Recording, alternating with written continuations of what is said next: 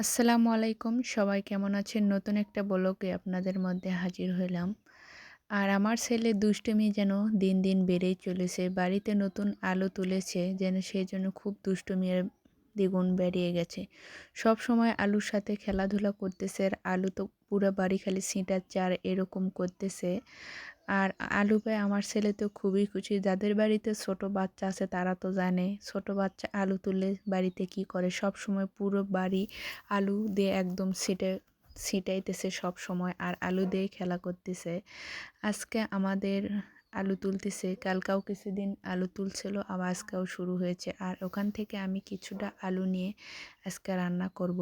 আজ আমাদের বাড়িতে কয়েকটা মানুষ লেগেছে আলু তোলার জন্যে, তাদের জন্যে রান্না করতেছি। জানি না রান্না কেমন হবে, ভয়ে ভয়ে রান্না করতেছি যেন অনেক মানুষ খাবে, কেমন জানি হয়, ঝাল লবণ কি ঠিকঠাক হবে কি না, সেজন্যই ভয়ে ভয়ে রান্না করতেছি। আর বাড়িতে রান্না করলে এটার তো কোনো ভয় থাকে না, যতই কোনো সমস্যা হোক তার কোনো কথা বলা যায় না। দেখতে দেখতে আমার রান্নাটা অনেকটা হয়েছে। আর এখানে আমি পেঁয়াজটা ভাজা সুন্দর করে কিছুটা আমি টমেটো আর ঝালমরিচ সব একসাথে মিক্স করে আমি এটা কিছুক্ষণ কষিয়ে নিব। কষে কষে রান্না করলে এটা খেতেও খুবই ভালো লাগে। আর আলু তুলছে কিছু মানুষ, সবাই তো শুধু আলু ঘাটি রান্না করে খাওয়াচ্ছে। আর আমরা তো আজকে আলু ঘাটি করব না, ডিম দিয়ে আলু ঘাটার সাথে দিয়ে দেবো। তাহলে যারা তো আলু তোলে তারা সবটা বাড়িতেই শুধু আলু ঘাটি দেয়, তাদেরও একটু তো অন্য ব্যতিক্রম কিছু খেতে মন চায়, তাই না? আর আমি এখানে ডিম দিয়ে আজকে ওদেরকে রান্না করে দিব। বলছে নাকি আলু ঘাটি খেতে একদমই ভালো লাগে না, সেই জন্য আমি ডিম দিয়ে রান্না করতেছি।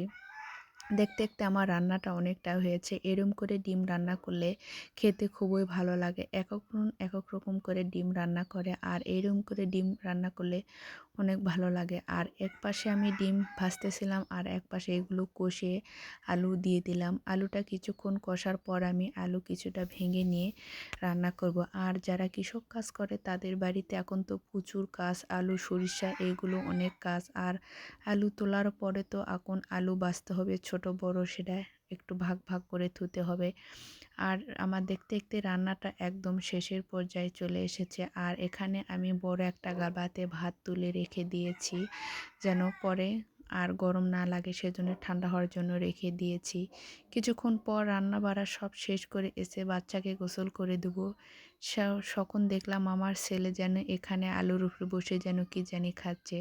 সারাদিন শুধু আলুর উপরে বসে থাকে আর এরকম করে দুষ্টুমি করে। আপনাদের বাচ্চাও কি এরকম দুষ্টুমি করে?